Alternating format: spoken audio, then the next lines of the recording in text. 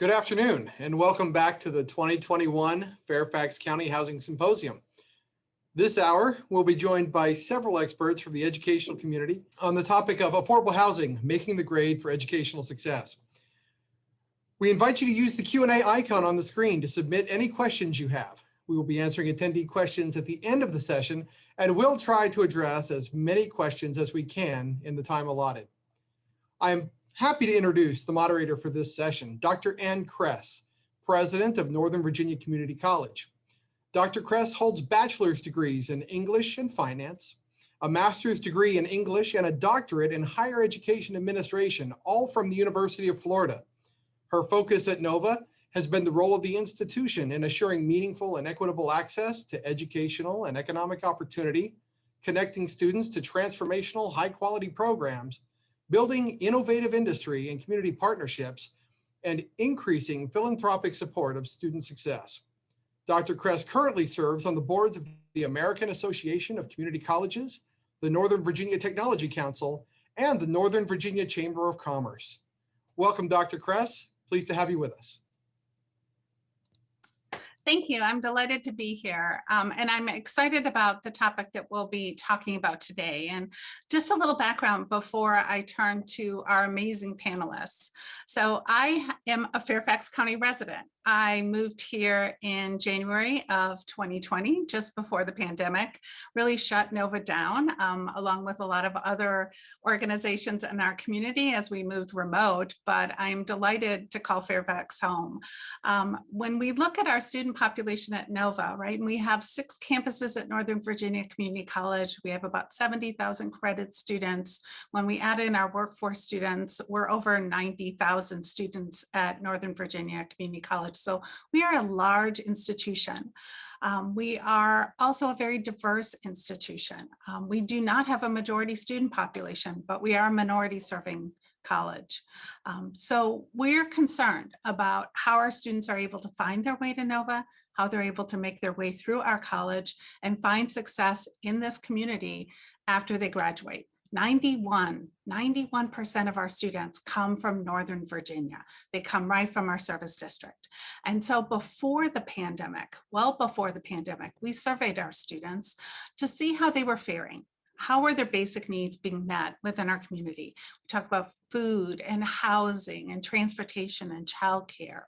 And the results surprised us, although maybe they shouldn't have, given some of the topics that have been covered here today. We found that of the respondents to that survey, close to 50% struggled with basic needs and security. Again, they couldn't feed themselves or their family. Sometimes they couldn't find a home. In fact, 15% of our students told us that they were homeless, right? That meant that they were sleeping in their cars. They were sleeping on someone else's sofa. They were sleeping in a shelter, but they were still pursuing their educational journey. So when you think about NOVA students, I also always want us to think about the challenges that they're facing, right? We live in a very affluent part of the state, but that affluence doesn't extend to everyone. And I think that's why this discussion is so incredibly important. And before I turn to our panelists, just a real quick personal story. So when I was a little girl, before I started kindergarten, my parents didn't have any money either, and they moved frequently. In fact, very often we lived with my grandmother, which was interesting because there were 11 other people living in that house, right? Much like we see in some of our intergenerational households. But when I was about to start kindergarten, my father did everything he could to find a home that my family could afford because he knew how important it was that I start school and stay in school without moving frequently. And so we did. My family bought a little house in a not great neighborhood, but I was able to go to the same school from kindergarten all the way through 8th grade. And I think it made a huge difference. It made a difference in my life. And that's what we want to talk about today. How can we make that same difference in the lives of every young child, every middle schooler, every high schooler, every college student in Fairfax County? And so with that, I'm going to turn to our panelists. I will introduce our panelists right before they speak so that you're able to get a good sense of who they are and what they're bringing to this conversation. And our first speaker is Aubrey Lyons Warren. Aubrey Lyons-Warren is the Director of Cross-Sector Initiatives at the Council of Large Public Housing Authorities, where she leads the Housing Is initiative, an effort aimed at better aligning housing with other sectors like education and healthcare to improve life outcomes for low-income individuals and families.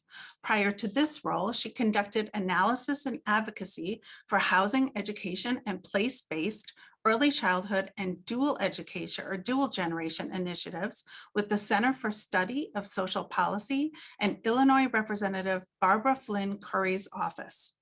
She has also served low-income and homeless individuals at Thrive DC, where she designed and managed the Real Opportunity Employment Training Program and advocated for emergency shelter policies in DC as the public awareness chair of the Homeless Emergency Response Work Group, a coalition of homeless individuals, advocates, and providers responding to urgent concerns regarding the lack of shelter capacity in the district. She holds a Master's of Public Policy from the Harris School of Public Policy and a Master's in Social Work from the School of Social Service Administration, both at the University of Chicago, as well as a Bachelor of Arts in Sociology and Women and Gender Studies from Brandeis University. Please join me in welcoming Aubrey. Thank you so much, Dr. Kress. It's a pleasure to be with all of you this afternoon. I'm really pleased to be able to share some insights with you.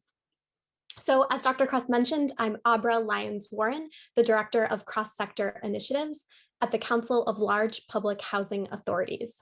Next slide, please. So CLAFA, that's how we pronounce that acronym, is a national nonprofit. We're based in DC. Our members are, as our name suggests, large housing authorities, primarily urban locations, but a fair number of suburban representation as well. And I lead our cross-sector efforts through our Housing Is initiative. This initiative came about this idea that housing is that first critical step for stability. It's necessary for individuals and families, but it's not sufficient in and of itself. Next slide, please. So our work to create and strengthen partnerships between the housing and education sector came from this idea that we can't solve issues associated with poverty by acting in silos.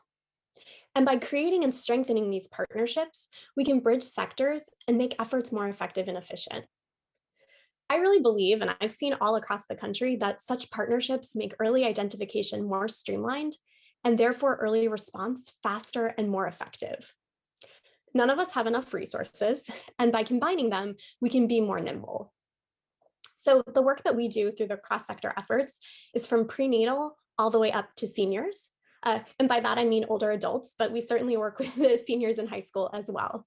Today, I'm going to be focusing on K through 12, but there are many innovative examples of housing authorities working with post-secondary partners that I'd be happy to address during Q&A. You don't need to be or be working with a large housing authority to be successful in this work. It's really just about the partnerships.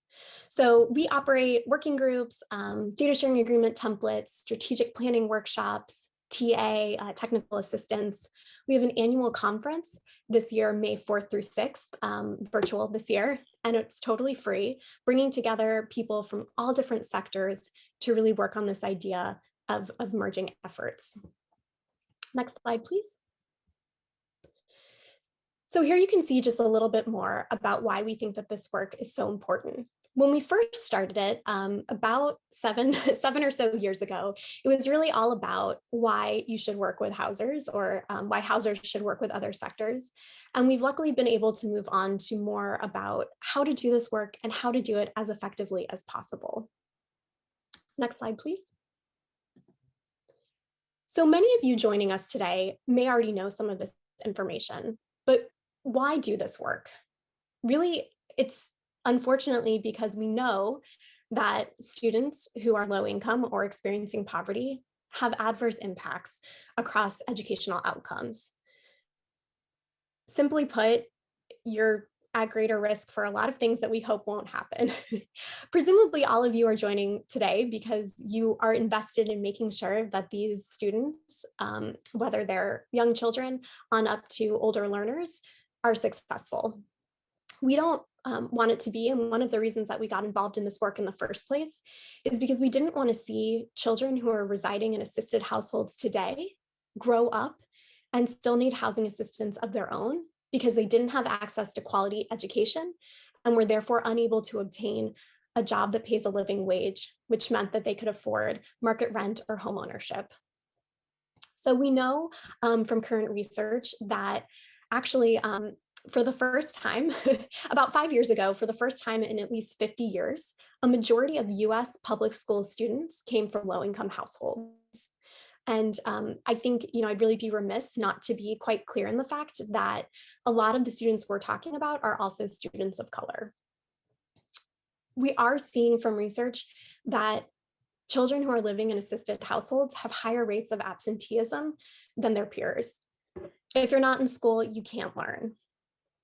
Across metrics that we have, imperfect though they may be, things like reading on grade level by the end of 3rd grade, standardized test scores.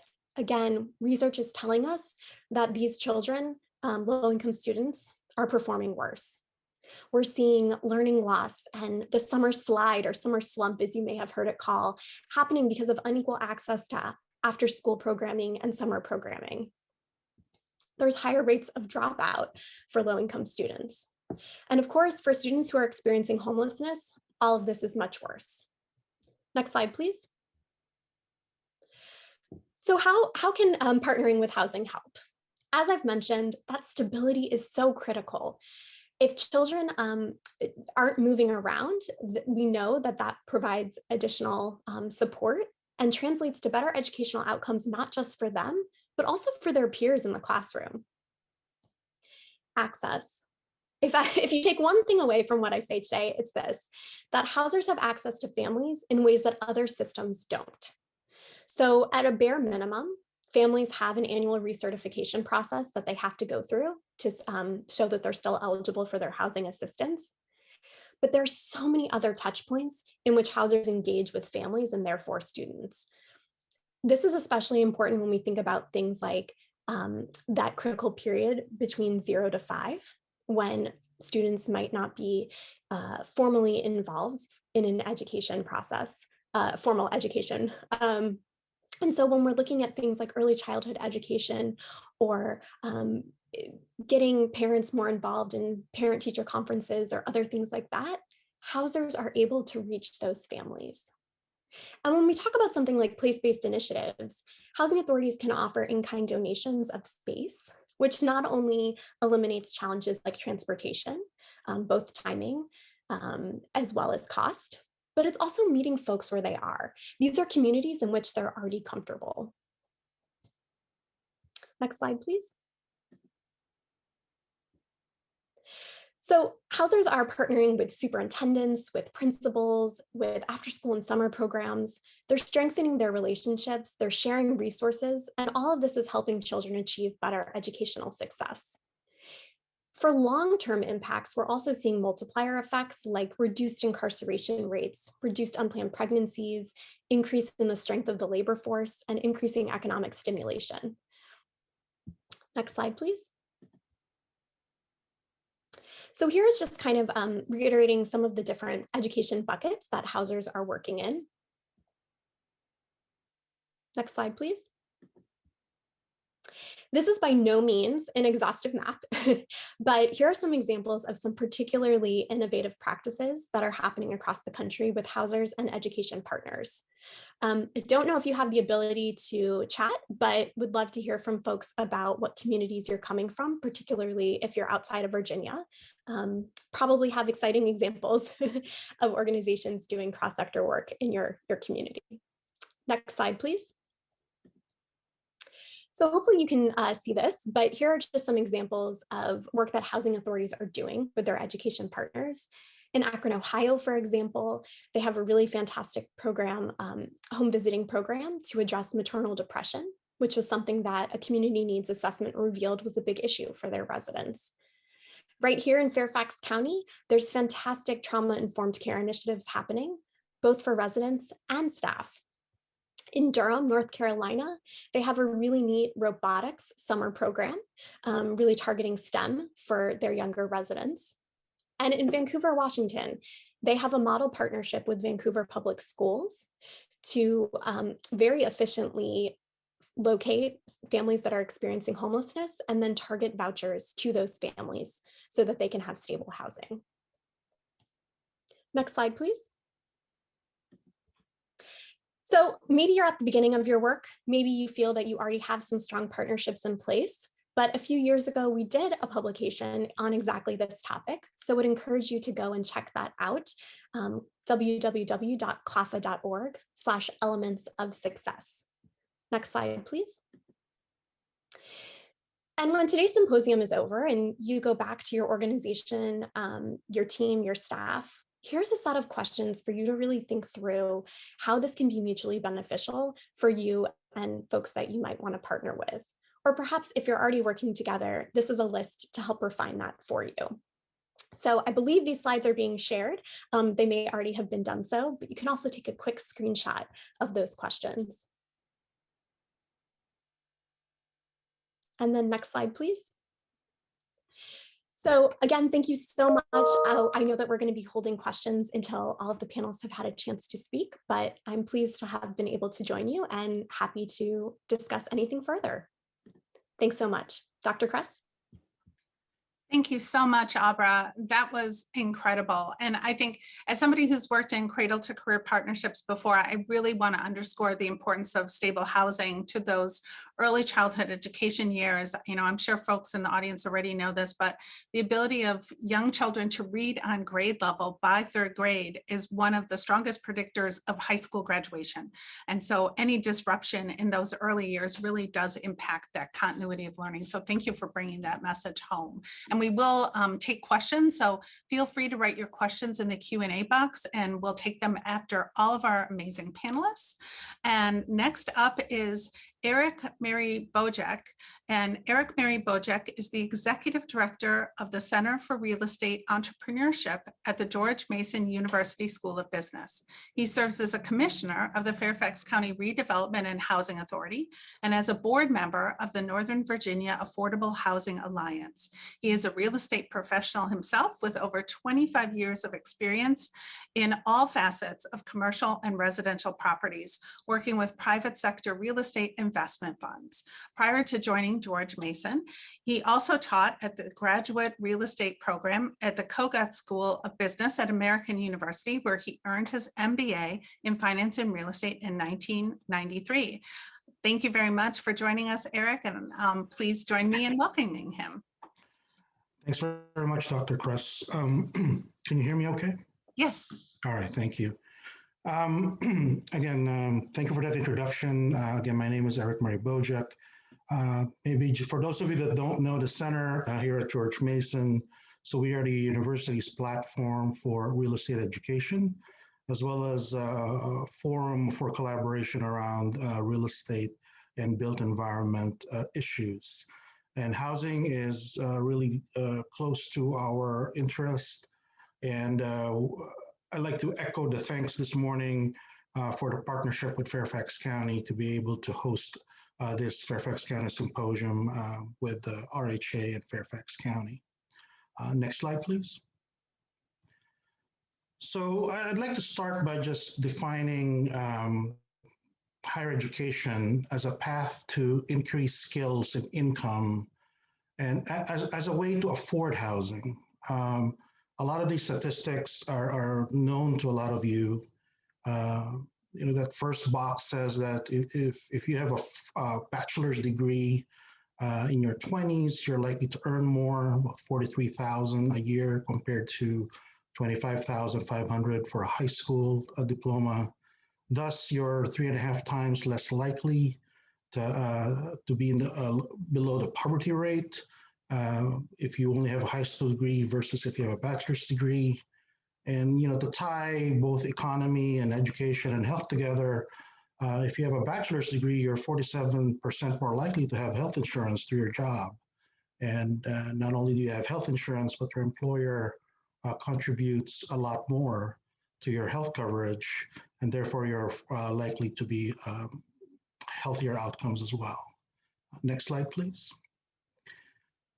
And if you have a higher education, your income and jobs are also more resilient. So that first box on top shows the jobless rates at the peak of the Great Recession, where if you only had a high school degree, the peak was 15.7% unemployment for that cohort. On the other end of the spectrum, if you had a bachelor's degree, you were more or less likely to be laid off, 5% unemployment rate. So these jobs are not only pay higher, but they're more resilient. And I would imagine that the pandemic probably has the same rates of unemployment for educational outcomes. And of course, the box at the bottom is what's often stated as your lifetime earnings. 1.3 million roughly for a high school diploma, and about 2.3 million for a bachelor's degree. So higher education is definitely a stepping stone for economic mobility, and therefore the ability to afford housing. And vice versa, the less education you end up having is the higher degree that you will need affordable housing on the supply side. Next slide, please. So in spite of all that, statistics show, or some statistics show, that the dropout rate for undergraduate college students is about 40%. Even if people do realize that higher education is a way to, for you to upwardly be mobile in our society. And approximately 30% of college freshmen drop out before their sophomore year. And when people, look at the reasons why that is, financial pressure is the biggest one, about 38%. Related to that is family support, that has probably a financial feature with it as well. And then there's a smaller sliver there called distance from home, where your transportation costs are kind of related to that. So a fair amount of the reasons why people drop out of college have to do with the cost and financial pressure associated with that and the affordability.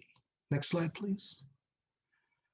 So I wanted to take a closer look at what exactly are the financial costs of going to various levels of higher education, just so to look at, what role housing plays in that whole equation. So the first bar is the average cost of going to a community college, two-year in district. The next bar is a public four-year college in state, followed by a public four-year college out of state, and then finally a private college.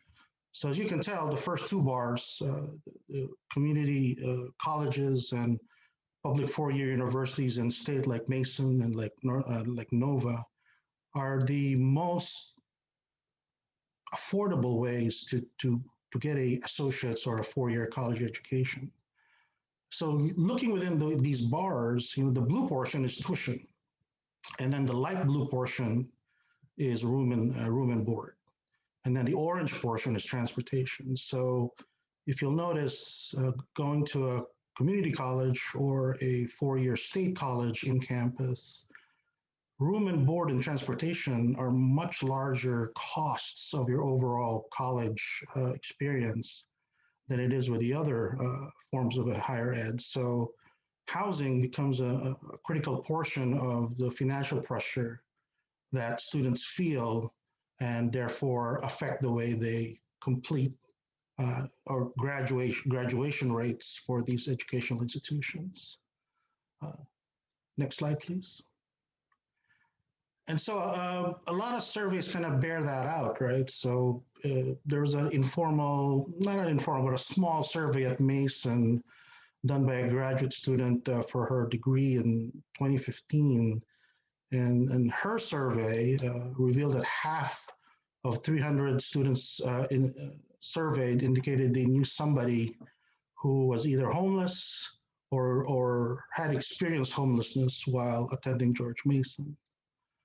A March 2017 survey of the Association of Community College Trustees, which I think Dr. Kress alluded to earlier, a much larger survey of 33,000 students in 70 community colleges in 24 states, indicated that 51% of the students 51% of the 33,000 students experienced some form of housing insecurity in the last year, where they couldn't pay rent or mortgage or utilities or move more than twice or doubled up with somebody. And yes, about 14% indicated that they had experienced some form of homelessness.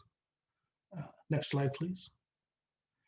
And a much larger survey, which is the Student Real College Survey, which surveys about 167,000 students in over 200 colleges, weighted very heavily towards community colleges and public universities, kind of bear that out, on a much larger sample.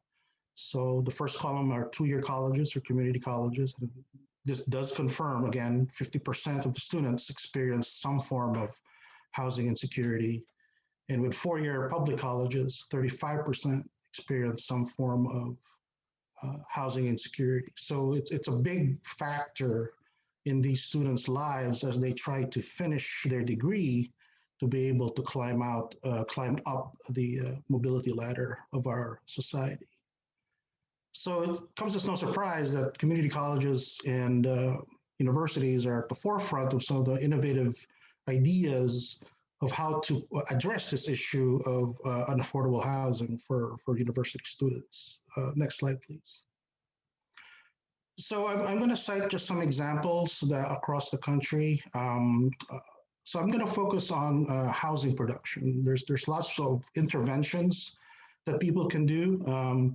But in recognition of the issue in our area of producing more housing as a long-term solution to our housing affordability crisis, I'm going to concentrate on some examples of ways production of affordable housing has been done across the country. So this is from Tacoma, Washington. It's called the College Housing Assistance Program. About 7 years ago, Tacoma Community College partnered with their housing authority and a developer to provide students who are homeless or near homeless with housing at a campus that they can walk to. Program was later expanded to include the University of Washington, Tacoma, where the community college students were transferring to complete their four-year degree. Again, partnered with another developer and the housing authority. But this time they built 104 units, micro units, small units. And then in February 2020, they opened another one, 152 units, of which 64 units were dedicated to housing challenged students. And they have some indications of outcome, right? The 60% of the students who were helped by this program graduated or remained enrolled, as opposed to 14% of formerly unassisted homeless students. So graduation rates were much higher. And the GPAs were much higher as well, higher than the school-wide average. So definitely very positive housing outcomes. Next slide, please. California just opened a similar project at Cerritos College in Los Angeles area. Again, 28 units for community college students. Next slide, please. Another form of strategy is co-locating affordable housing on with college facilities. So this is from Portland Community College, partnering with a developer called Home Forward. They had an old building with 30,000 square feet on 3 acres. That's the picture on top, and they're redeveloping it into the picture at the bottom. The new building is in yellow, and then the red building is 80 to 100 units of affordable housing at 60% of AMI on community college co-located property. Next page, please. Berkeley has some plans as well. The first plan is People's Park, which is an open space that has seen significant homeless population. So they're building student housing on the north end for 1,000 beds for dorms. And then they're actually building supportive housing on the west end of the park so that the homeless will no longer be in the open and have supportive housing. They're also building something called Anchor House, which is for transfer students from California community colleges in order to offer them affordable housing for 772 students per year. Next slide, please. And then, of course, as was mentioned earlier, the housing talent, the teacher talent, these are some projects for teachers, especially young professors starting out, which salaries are not so high. University of Hawaii is entering into a public-private partnership for 388 units. And of course, Masonville, our own campus, we built one 10 years ago with 157 units for employer-assisted housing development here in Fairfax. Next slide, please. And then there are universities that actually gone out to the community and said, we're going to help build affordable housing for the community. Howard has a project in DC, which has affordable housing units in their in a building that they leased to a developer. University of Virginia just announced that they're going to build 1,000 to 1,500 affordable housing units in the next 10 years on university land, open to the Charlottesville community. And Stanford, which is seeking a major expansion of its campus, has initially proposed building some affordable housing on its campus, contributing money to housing funds and starting some similar to what Amazon is trying to do with them creating so much demand and employment in cities. So these are just examples of big universities stepping up and addressing the impact of their growth on the community. And next slide, please. And finally, the university's core mission is education. So there's always educational opportunities to build housing as part of a academic program, whether it's architecture or engineering, or in our case, real estate development here at Mason. So that's another way for universities to build housing, but at the same time, remain true to their education mission.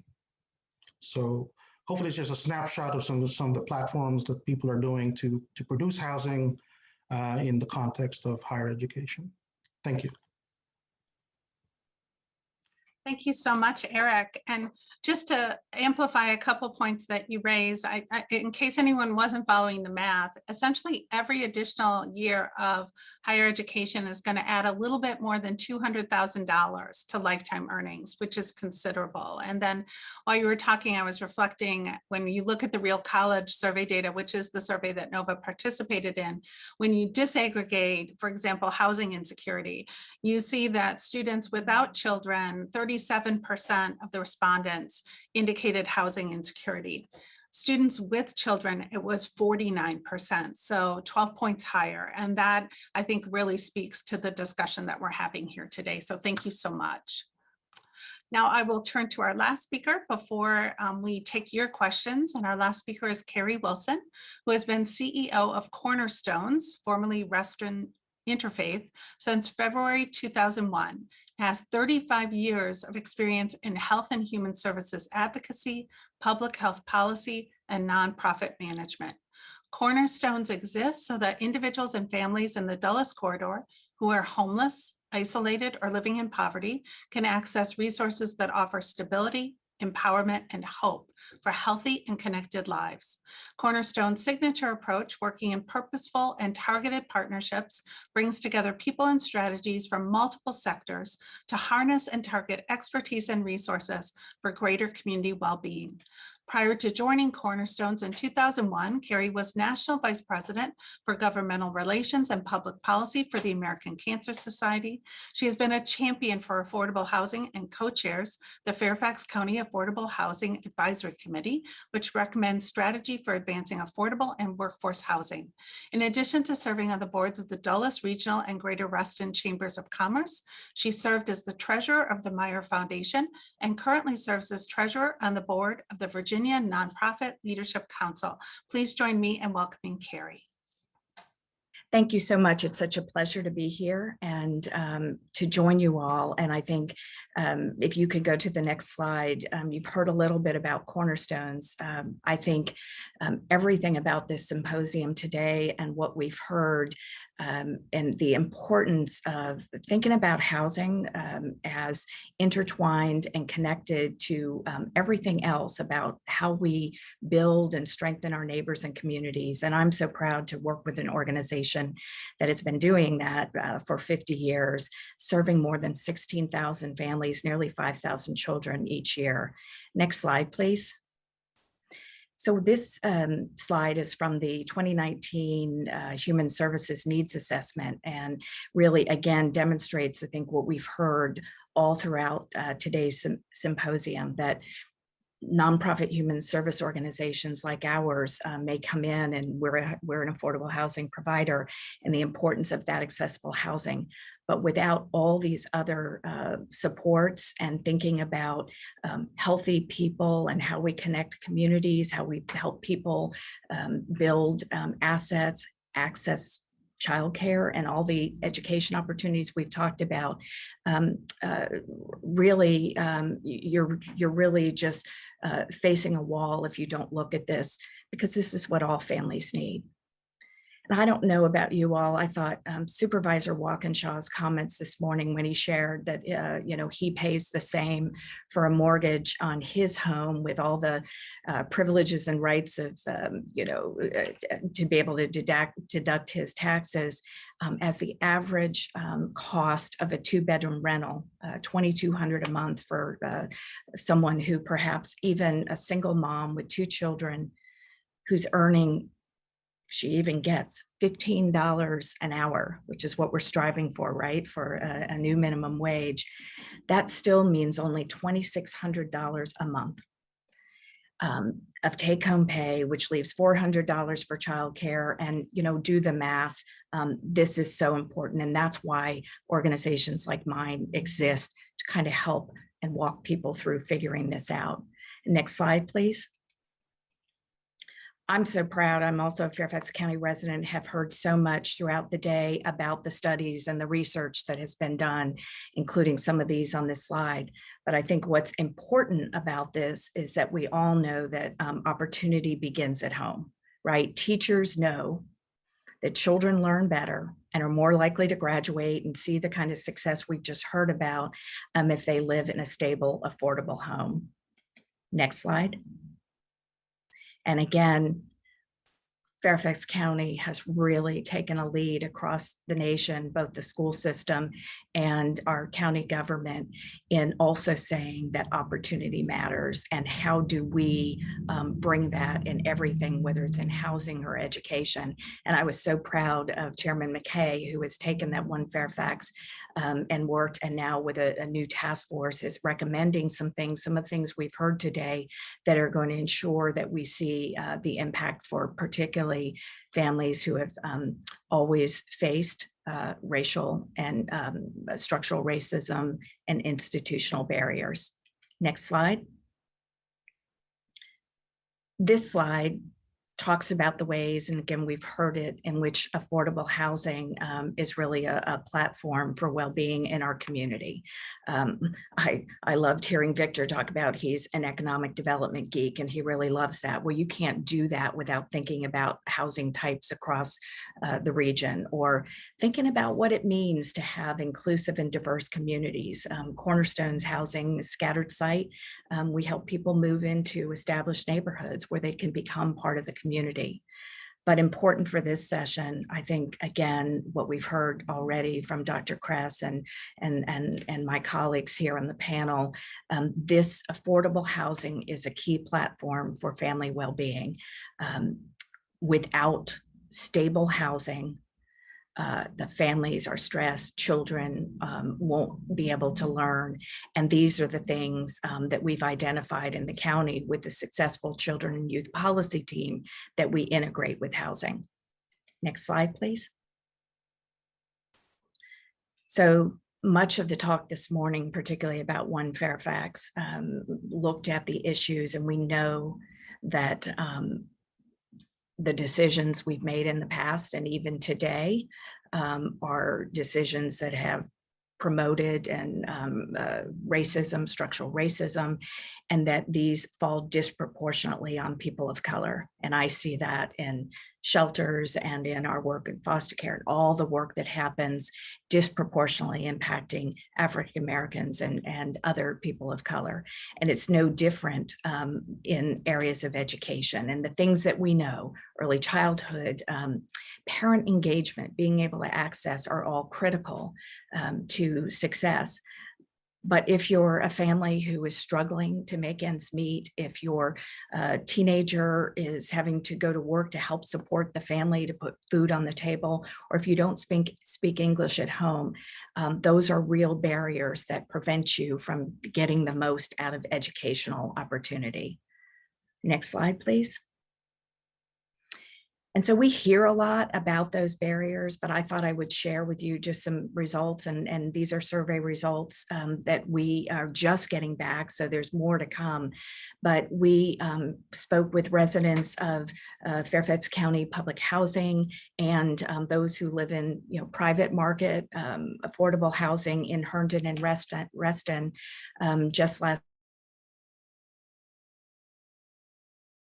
languages in the areas that we see the most need, and ask them some of these questions. What are your biggest concerns over the next months? What supports do you need? Questions about their job. And again, pertinent to this panel, how concerned are you about the effects of COVID-19 and what we've been through this year on your children? Next slide, please. And so to the first question, as respondents answered about what concerns you the most over the next 6 months, you'll note that people rank their largest concerns, everything from the still pervasive fear of getting COVID, or the concern about the vaccine and sort of the trust in that, and whether or not they'll have access to financial impacts if one had lost their job, and paying the bills. But what I think is really compelling, if you look across the board, and particularly with the primarily Spanish or Arabic speaking respondents, 83% and 78% respectively rank their children's education and general well-being as a major stressor and concern. Next slide. And again, we ask, so what are the most important supports that that the government can provide for you over the next 3 months? And overwhelmingly, the fear, the loss, the financial stress, not being able to make ends meet, the impacts of what has happened in terms of COVID, and where many of these families are working, and the jobs that were lost during this past year. Overwhelmingly, everybody is feeling and reporting that stress and talking about what they need. And again, emotional supports with this, finding job, but also again, needing to see that their children are back in a childcare environment or returning to school. Next slide, please. When we asked about housing stability, how are you feeling? And again, remembering these are people, some of whom live in public housing with subsidies that allow them to afford their housing, but many are living in overcrowded, private market housing. And we asked them about this, and across the board, again, that fear, that real loss of hours at work or loss of the job has put the financial instability at the sort of the top of the list. And we note that for some people, even with the great work Fairfax County has been able to do in terms of CARES Act and getting resources out to people, you still see a portion, nearly a quarter of the families who speak Spanish and Arabic saying they didn't have access, they weren't able to get help in their situation, so they're financially unstable. Next slide, please.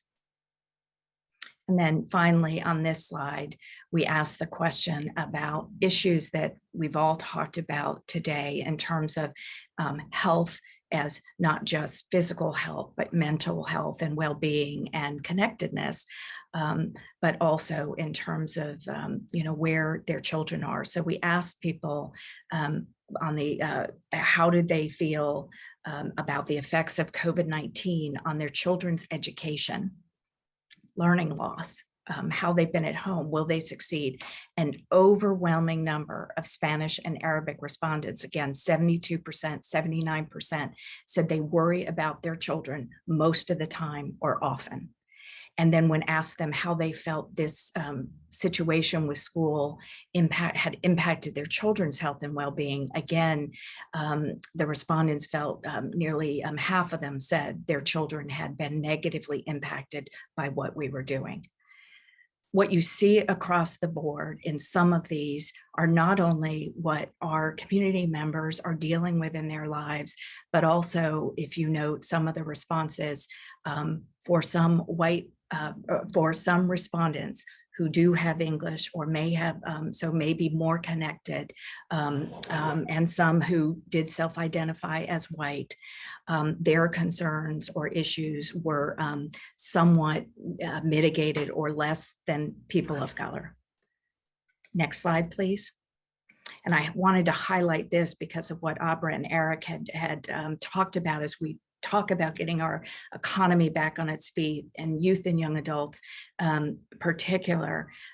It is really hard to get a foothold in the market when, you know, everything that has happened this year, and young people who are just coming out into the working world were hardest hit in this recession. And then they're the ones that coming in last in line in terms of experience. And it's why the work that we're doing and that you heard from my colleagues is so important in terms of getting people through school and engaged. Next slide. Chairman McKay's Equity Task Force reiterated the goals that many of us know are important and that we're using every day, certainly in terms of public education and career pathway. I would point out, I think the number 2 bullet, something very important that Fairfax County has really begun to think about in sort of the school system, you know, a big school system, and to Dr. Brabrand's credit, you know, we're starting to pull down the barriers between institutions and really think about, this is where kids are, this is where parents are going to engage. How can we bring supports and services to the schools as opposed to having to come out to us in community? What ways can we have this as more of a two-way street? Next slide, please. And then similarly, easy for me to say, the recommendations, again, from the task force and the work that the SCIP team has done really talk about, and these were included in another earlier study on a strategic plan for equitable school readiness. Here are some of the recommendations that we've heard in terms of getting all children with a quality pre-K education and expanding the career track. We have a really strong program in Fairfax, but we need to do more. This is another area where I believe, certainly in terms of educational attainment, I'm glad to see the school system looking at this, is the need for professional development and skills building, not just for teachers, but our childcare providers, organizations like mine, where we really need to understand what's going on in the life of the family, and our approach in terms of how we work with kids tie that more neatly to that work. And then finally, again, we've just heard a really good and seen the examples of the importance of, you know, after high school, what is the pathway for our students? And also, how do we change up the way that we make these things available and make people aware of it? Next slide, please. As I wind down my comments, what I would say with all of these challenges, I'm also so proud of the way that Fairfax County has thought out ahead and thinking about ways to really engage. I loved Abra's comments about the housers, you know, really knowing a lot about what's going on. And Cornerstones owns and operate housing, and we know what's going on with our families. But more importantly, again, how can we bring folks together, and how can we as housers, or how can we as educational that folks involved in that also bring other partners and stakeholders to people, directly to neighbors. And here in Fairfax, there's a wonderful initiative. It's in 5 areas known as Opportunity Neighborhoods. And it's really simply about, asking our neighbors, our parents, students, the teachers, and other stakeholders like Cornerstones, asking this question: how do we create the conditions in our community under which every child can succeed and thrive? It's possible. We are resource rich, but most of what Opportunity Neighborhoods is about getting out of the way of our neighbors, listening and seeing how they identify the issues that are most critical to them and their children, and then helping to support changes that we can bring, whether it's in maybe a universal school readiness plan to get everybody ready to go back this summer, and when our first-time kindergartners going to school. Pat Matthews described that earlier today about islands of disadvantage. And this is where Opportunity Neighborhoods are located, but they are anything but. They are turning that issue of zip code and overrepresentation of poverty or immigration status on its head and sort of taking charge and engaging. And this was really, the power of this is really brought home to me. When Dr. Brabrand was talking, he was at Herndon High School when my kids were going through. I'm a Herndon High School graduate. But today in Fairfax County, Herndon High School has one of the highest dropout rates. And it's because the tremendous changes in demographics, as people move this region, challenges and not paying attention to the cradle to career opportunities from school to school. And so we have a school that, when my kids were there, looks very different than it does today. But Opportunity Neighborhoods and programs like community schools and 21st century learning centers are working to bridge that gap. So Carrie, I'm just going to jump right in. Great. Because we have a bunch of questions and you shared so much amazing information. And I just want to make sure we get to the questions that folks are asking. So thank you so much for your presentation. So I'm just going to jump right in. And the first question I think might actually, Abra and Carrie, you probably are best placed to answer.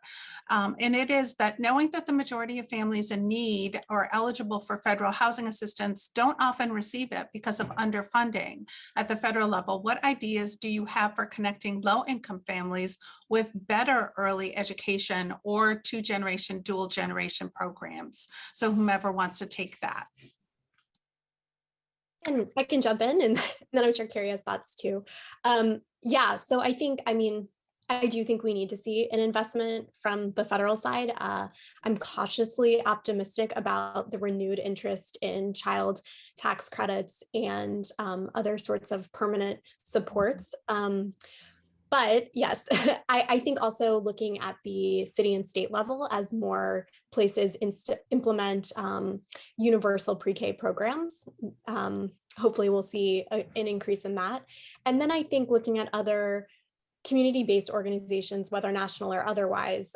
So parents as teachers, nurse-family partnerships, programs like that are for any family, but do have an emphasis on low-income families, but you don't have to be connected to housing. So I think we have to attack it from all sides, but there certainly are organizations working on this for families who aren't receiving any housing assistance. I would just add to that, many of those programs you mentioned are at work here in Fairfax County. Nurse Family Partnerships, Healthy Families Fairfax, which works with first-time families of at-risk children to connect them to pre-K education. And then a lot of the work in the study I mentioned about an equitable school readiness plan. And we've identified resources to increase the number of students. We have a goal to get all students up to 300% of poverty into a quality pre-K education here in Fairfax. And so we've taken that to the state level. The county board of supervisors will continue to look at that, but those are all critical, as is Opportunity Neighborhoods, that gets parents involved in helping that happen right there at home. So Another great question. And so maybe Eric, you can start with this one. So what seems to be most effective when you think about students and housing? And let's start with college students. Is it more effective to take services to where the students are, or to build affordable housing for students? Well, I think it depends on the context of each institution, right? I think, for example, if you look at a university like George Mason or Nova, which are situated in very expensive, built-out areas already, the question for producing is basically land. Where do we source the land on where to put affordable housing for students? And so, and that's a harder question to answer compared to an institution that is more of a university town like UVA, where they have land to build on. So in which case, maybe services are the better answer as an intervention in areas where it's difficult to source land. But like I mentioned in my talk, some institutions like the example from Portland Community College, they were able to creatively find solutions to co-locate or higher density or work with an outside partner like a housing agency to come up with a creative solution of adding production units and to an area that's land constrained. So I think if we're motivated and creative enough, I think even locations that are expensive and hard to build in, I think we can come up with solutions that address college students, because they're already a population that are already motivated to grow out of that ladder of mobility so that they don't need affordable housing when they graduate. So I think it's a very strong case to be made to support that population. So, and we've had such a great panel. We've got time for one more question, and I'm going to ask everyone to maybe give me a 30-second answer.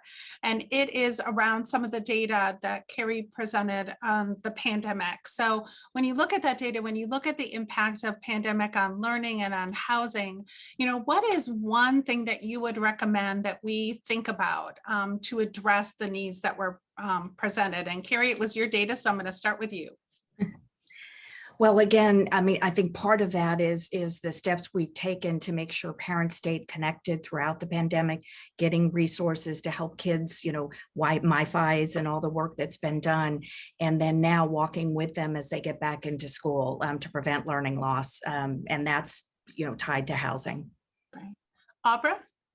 Yeah, I would just really say that everything that's an issue because of COVID-19 was already an issue. It's just been exacerbated. So I think we have to continue to provide funding and support to counter things like equity and the digital divide. But it all was unfortunately already there. Absolutely. And then Eric, you get the last word. Yeah, so going back to Dr. Washington's point about the new normal going forward, that things won't go back to where they were, even in higher ed. If housing, if where you reside and how you live is part of your classroom, then I think we have to have a better understanding of how that affects learning outcomes and what kinds of new support that we have to provide students in order for them to have the same outcomes or even better outcomes than they did even before COVID. Awesome. Thank you. I know everybody, I think at one point more than 100 people who were here for the presentation join me in thanking you for everything that you brought to this discussion. And again, I want to echo the thanks to Fairfax County, to Chairman McKay for the sincere and authentic interest in addressing these needs and making sure that we can build a better one Fairfax. Thank you so much. Thank you, Dr. Kress, and to all of our distinguished panelists for what has been an outstanding session this afternoon.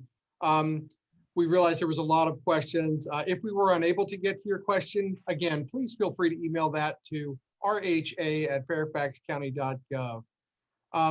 As with our previous sessions, your feedback is extremely valuable to us in terms of identifying the takeaways that you found valuable, and also helping us to consider those topics of discussion that are worth more in-depth look.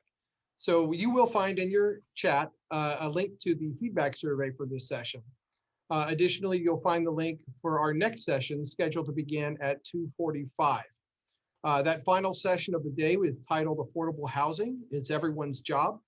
And the link is also available in your program and the email you received this morning via Eventbrite. In closing, those of you who missed them previously, as we do go to break, we will be playing our messages from our kind sponsors. We invite you to take a look at those and as you complete the survey. We again thank you for joining us, and we will reconvene at 2:45 in our fourth session. Thank you so much for joining us. Great schools, jobs, and entertainment make Fairfax County an excellent place to live, work, play, and raise a family. And guess what? The word is out. Our community is home to more than 1 million residents, and our growing economy is bringing in more opportunities for jobs at every level of the income spectrum. Fairfax County's housing market has reached a pivotal crossroads in providing homes that are affordable for residents at all income levels, but especially for households with lower to moderate incomes. So, what does it mean to have a home that is affordable? In general, having an affordable home means you have enough income to pay your housing expenses and still have enough money left over to provide for your basic needs like food, clothing, and medical care. Ideally, your housing expenses should not exceed 30% of your income. With the average rent in Fairfax County costing about $1,877, this means that households need to earn an average of about $75,000 per year to live in an affordable home. For many essential workers in our community, like teachers, store clerks, restaurant workers, and childcare providers, the average cost of housing in the county is simply out of reach. Why is affordable housing so important? Well, today, in Fairfax County, about 1 in 5 renters spend more than 50% of their income on housing costs. And as rents continue to rise faster than income, workers have fewer and fewer opportunities to find housing here, pushing them and their families out of the communities where they work. Every resident needs a decent, safe, and affordable home. Affordable homes provide a platform for everyone to achieve their fullest potential, and they help us to become the kind of community we want to be, one Fairfax. How does Fairfax County work to create more affordable housing opportunities? The Redevelopment and Housing Authority and the Department of Housing and Community Development work to enhance affordable housing opportunities in 3 main ways. We build new and rehabilitate existing affordable homes. We invest local, state, and federal funds to help finance private and nonprofit new construction or rehabilitation of affordable homes. We implement policies to encourage the inclusion of affordable homes in market rate developments. Affordable homes look just like all the types of housing we have. They can be townhouses, single-family homes, manufactured homes, or even multifamily apartment buildings. The bottom line is that we need more homes that are affordable to sustain our growing economy and workforce. With continued community support, we can make sure that everyone has the opportunity to have a safe and decent place to call home in Fairfax County. To learn more about Fairfax County housing initiatives and programs, follow us on Facebook at Fairfax County Housing and visit us online at fairfaxcounty.gov/housing.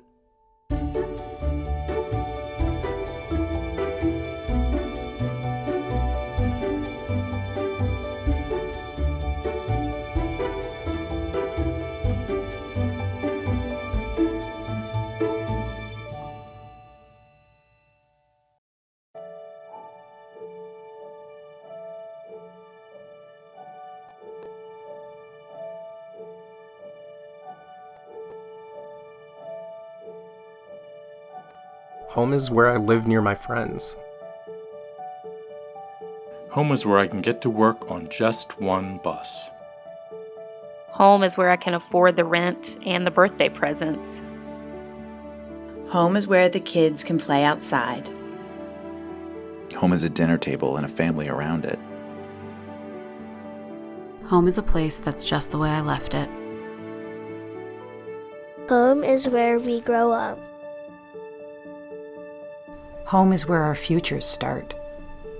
But for many, home is more than hard work alone can achieve. It's hard to dream if you don't know where you'll lay your head at night. So who's to say who gets to dream?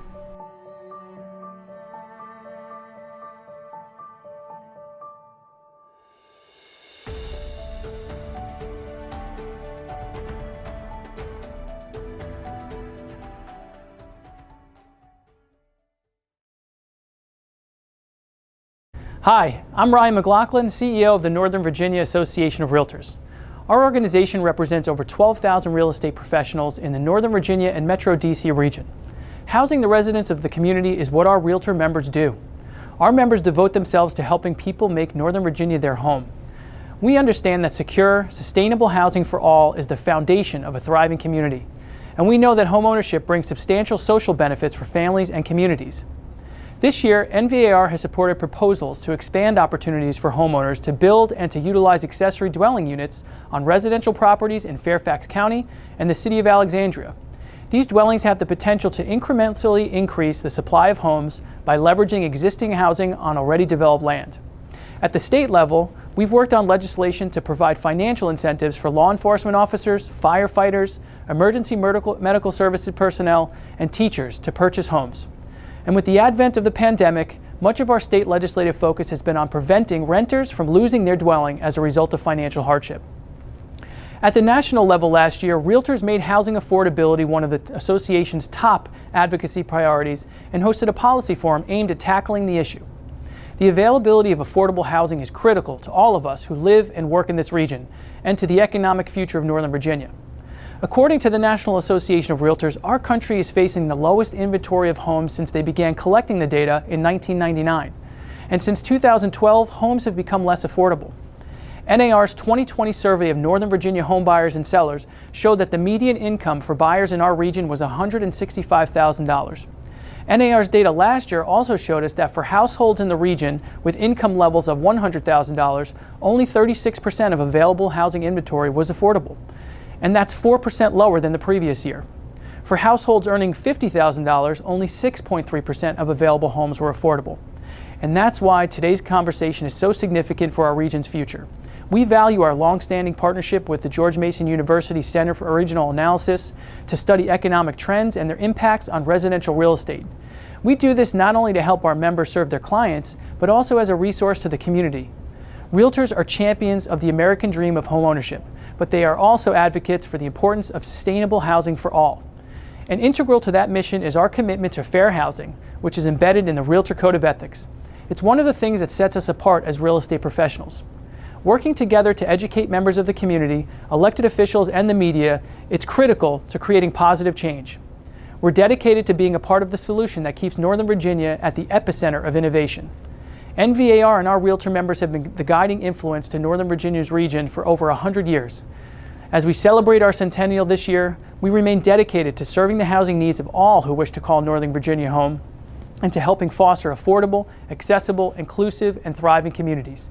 Thank you for attending today's symposium.